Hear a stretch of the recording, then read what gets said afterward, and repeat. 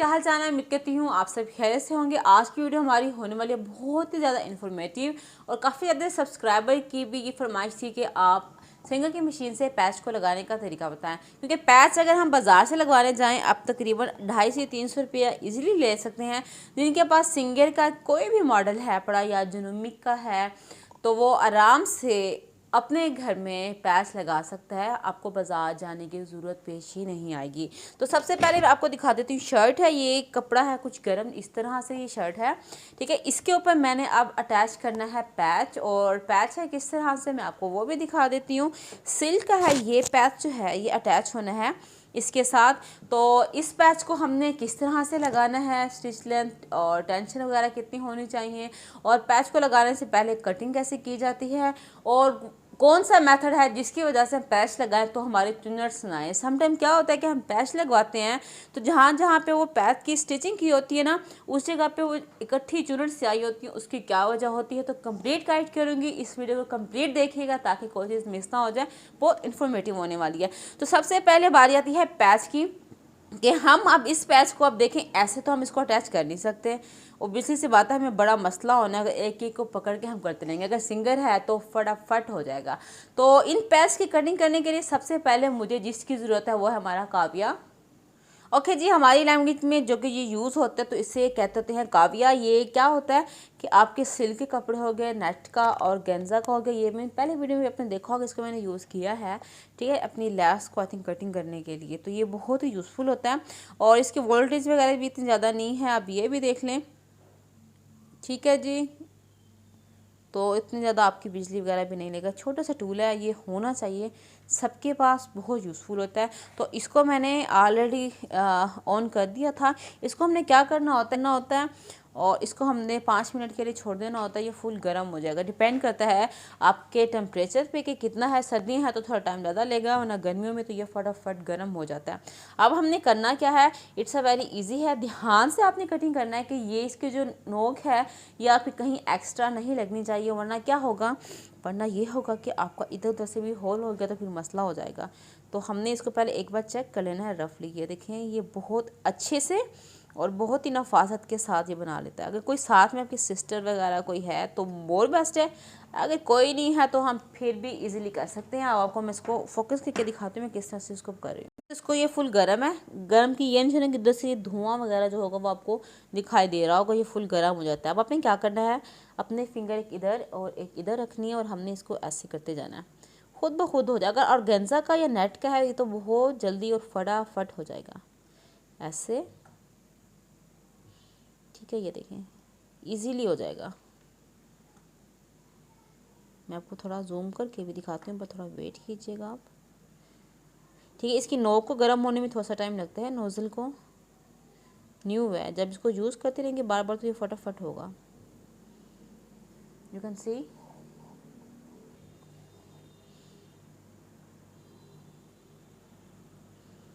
ये ऐसे बस नीचे रखें टेबल पे, इसको ऐसे करते जाएं, खुद ब खुद डिज़ाइन के अकॉर्डिंग कटिंग होता जाएगा।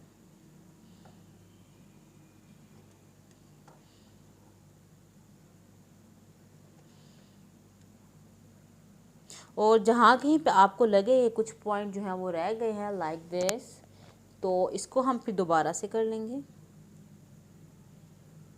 ऐसे। ये देखिए व्यूअर्स, तो यहाँ पे आपको एक टिप देती चाहूँगी, जब काव्य कर रहे होंगे ना, ये जो एंगल होता है इसको अपने थंब से थोड़ा सा हल्का सा इसको अपने पुश करना है, मतलब खिंचाव देना है, तो आपका और भी बहुत जल्दी हो जाएगा। ये देखिए बारिश के बाद इसके मैं इसको यूँ कर रही हूँ तो ये बहुत आराम से हो रहा है। अगर इसको मैं थोड़ा सा अपने थंब से इसको मैं थोड़ा सा इसकी तरफ आगे की तरफ खींच रही हूँ ना, इस तरफ, तो ये और भी जल्दी हो रहा है, काम आपका फटाफट हो जाएगा। ये देखिए थोड़ा सा मैं खिंचाव दे रही हूँ, ये फटाफट हो रहा है। ये देखें आप, ये, और जहाँ पे मैं इसको खिंचाव नहीं दे रही तो ये थोड़ा इजीली होगा, इधर उधर हो जाता है। इससे क्या होता है, बिल्कुल आपकी एम्ब्रॉयडरी के साथ, ये देखें ऐसे एम्ब्रॉयडरी के साथ साथ आपका हो तो आएगा। तो छोटी सी टिप्स थी और ट्रिक्स होती हैं, इनका ध्यान रखते हुए हम अपनी चीज़ को मोर बेस्ट कर सकते हैं। नो डन, ठीक है, और दैट्स इट। अब इसको मैं क्या करना है, ऐसे करके ये ऐसे,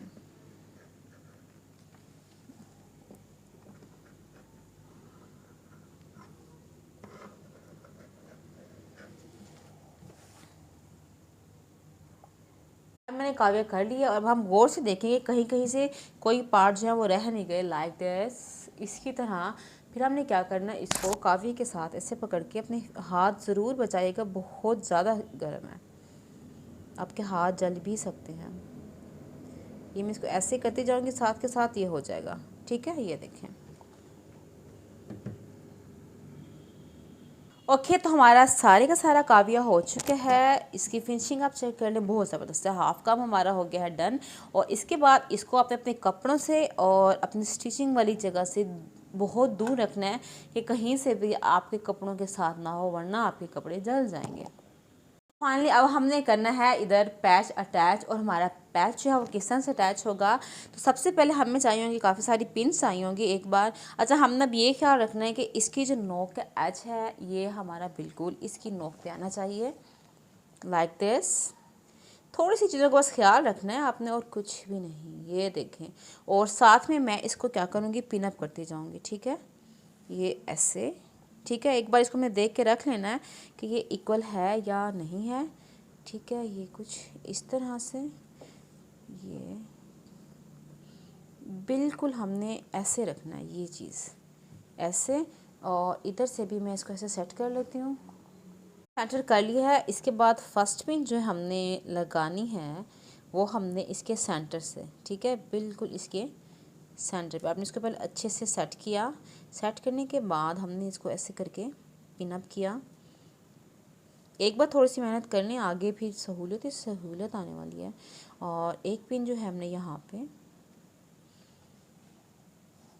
ठीक है, 1 and then 2 and then 3, sorry, ठीक है। ये ऐसे आपने पहले कपड़े का सेंटर कर लेना है, उसके बाद ही। और एक यहाँ पे ही नोक आ रही है, इसको मैंने ऐसे करके बस थोड़ा सा पिनों को लगाने का तरीका भी आप देख लें कि आप मैं इसको किस तरह से लगा रही हूँ। तो आप भी थोड़ा इस चीज़ का ध्यान रखेंगे ना तो आपका ओके जाएगा। थोड़े थोड़े गैप से मैं इसको ऐसे लगाती जाऊँगी।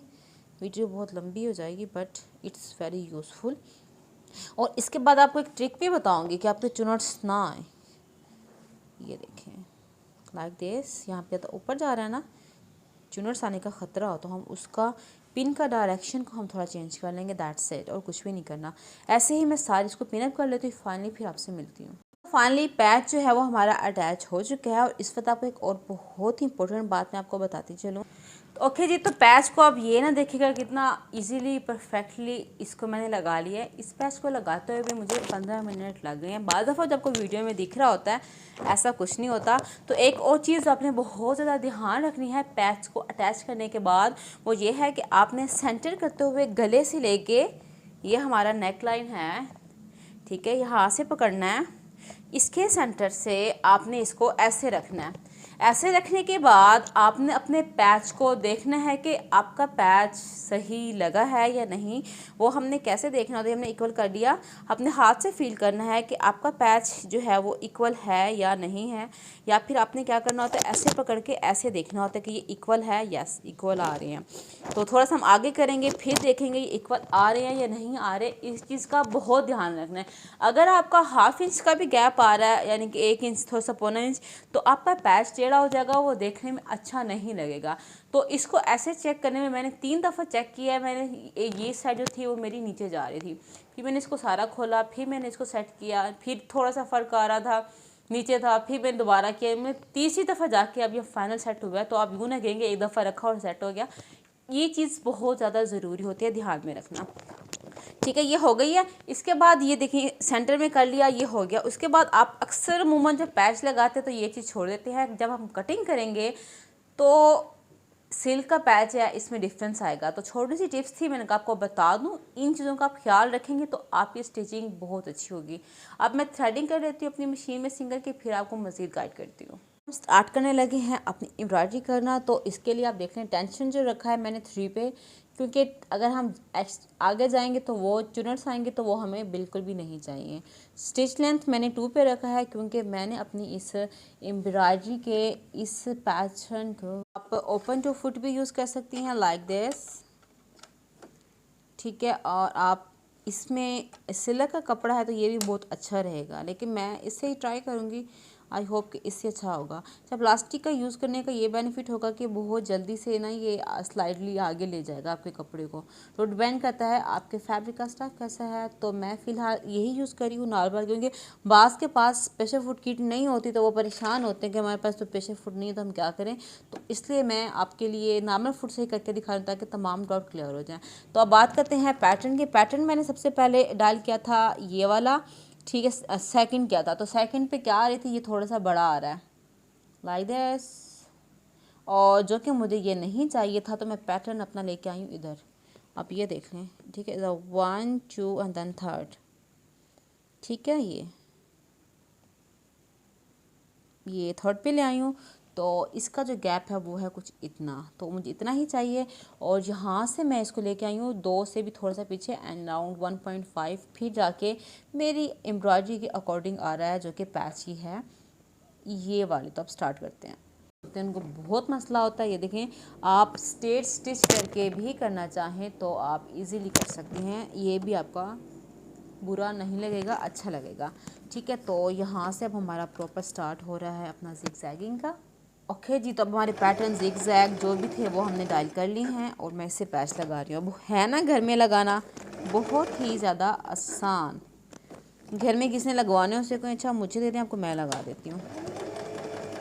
ये देखिए, इसको बस थोड़ा सा आपको अब टर्न करना पड़ेगा, बार बार प्रेशर फुट बार इस डिज़ाइन के अकॉर्डिंग करना पड़ेगा। अच्छा, इसके लिए मैंने ये फुट क्यों चुना है, इसके लिए मैंने ये फुट स्पेशली इसलिए चुना है कि इसके जो कि सेंटर में गाइडनेस दी हुई है ना, तो इस चीज़ के अकॉर्डिंग हमें जाने में आसानी होगी, ठीक है। आप ओपन टू से भी कर सकते हैं, नो डाउट बहुत अच्छी फिनिशिंग होगी, बट आई लाइक दिस, ये ऐसे कुछ, ठीक है। इसको लगाना इतना मुश्किल नहीं है, स्टिच करना एक बार बताना ज़रूरी था, जो कि मैंने आपको डिटेल में बता दिया है। और आई होप आपको बहुत अच्छे से समझ आ भी गई होगी। माशाल्लाह से मेरे व्यूवर्स हैं इतने ब्रिलियंट कि उनको फ़ौरन से समझ आ जाती है, ठीक है। ये पैच आप एम्ब्रॉयडरी फुट से भी लगा सकते हैं, लेकिन एक चीज़ जो आपके पास सहूलत है पड़े तो आप इससे कर लें। उसमें यह होता है कि पहले फ्रेम लगाना पड़ेगा, फिर इसको एडजस्ट करना पड़ेगा, वो फिर थोड़ा सा लंबा काम हो जाता है। तो ये थोड़ा सा इजी है बिगनर्स के लिए, तो स्पेशली टू मच इजी। जहाँ पे आपको लगे कि चूनर्स आने लगी हैं, आपने प्रेशर फुट बार थोड़ा सा ऊपर उठाना है और फिर कपड़े को अपने एडजस्ट करना है और फिर दोबारा से, ठीक है। आपके एम्ब्रॉयडरी का जो पैच है इससे बाहर आपकी स्टिच बिल्कुल भी नहीं जानी चाहिए, वरना नीटनेस बिल्कुल भी नहीं आएगी। थोड़ा सा आपके सामने लगा के मैं आपको बता रही हूँ। वीडियो आई नो बहुत लंबी हो गई है, क्योंकि डिटेल में बताना भी ज़रूरी होता है, फिर आपके काफ़ी सारे डाउट हैं वो रह जाते हैं। तो ये देखिए, आपको अभी ये थोड़ा सा यहाँ तक कर लो, फिर आपको मैं दिखाती हूँ कि ये किस तरह से हुई है। अब इस कंडीशन में आके अब आप ये देखिए, पिन है तो ये डिस्टर्ब कर सकती है आपकी नीडल को, तो इसको आपने थोड़ा सा पैक कर देना है। अगर आप चाहती हैं बिल्कुल जैसे ये आया हुआ है, तो आपने इसको लेके आना है 1 और 0 के दरमियान में लेके आएंगे, तो आपकी बिल्कुल ये सेम चीज़ आ जाएगी। अब मैं इसको 1 पे ले आई अपनी स्टिच लेंथ को, इसमें थोड़ा टाइम ज़्यादा लगेगा, कुछ भी नहीं है, ठीक है। देखिए ज़बरदस्त, सिंगल हो और आप वेरिएशन ना कर सकें, हाउ इज़ पॉसिबल। मैं आपको अभी इसकी फाइनल लुक चेक करा देती हूँ और फिर मैं सारा कर लूँ, फिर आपको ही दिखाऊंगी। ये देखें, दैट्स गुड, है ना आसानी। ये देखें, पैच आपका बिल्कुल टिप जो आपको बतानी थी वो तो मैंने बता दूँ इससे पहले कि मिस हो जाए। अगर आपके चुनट आते हैं लेट्स सपोज आपका थिन फैब्रिक है बहुत ज़्यादा, और आपको इस तरह से एम्ब्रॉयडरी करते हुए या पैच को अटैच करते हुए चुनट्स आ गए हैं, तो आपने क्या करना है, इसके नीचे पेपर रखना है। जैसे जैसे आपकी एम्ब्रॉयडरी जिस रुख जा रही है, आपने पेपर जो होगा, न्यूज़पेपर ले लें, कोई भी पेपर ले लें, बटर पेपर ले लें, कुछ भी आप वो रखती जाएं और उसके बाद आप एम्ब्रॉयडरी करती जाएं। बिलीव मी, कोई चुनट कुछ भी नहीं है, क्योंकि मैंने काट के रखे थे कि अगर आते हैं तो मैं इसमें रखूँगी, लेकिन मुझे ज़रूरत ही नहीं पड़ी तो फिर मैं क्यों रखूँ। ठीक है, तो ये थे टिप। अगर चुनट्स आएँ तो आप क्या कर सकते हैं।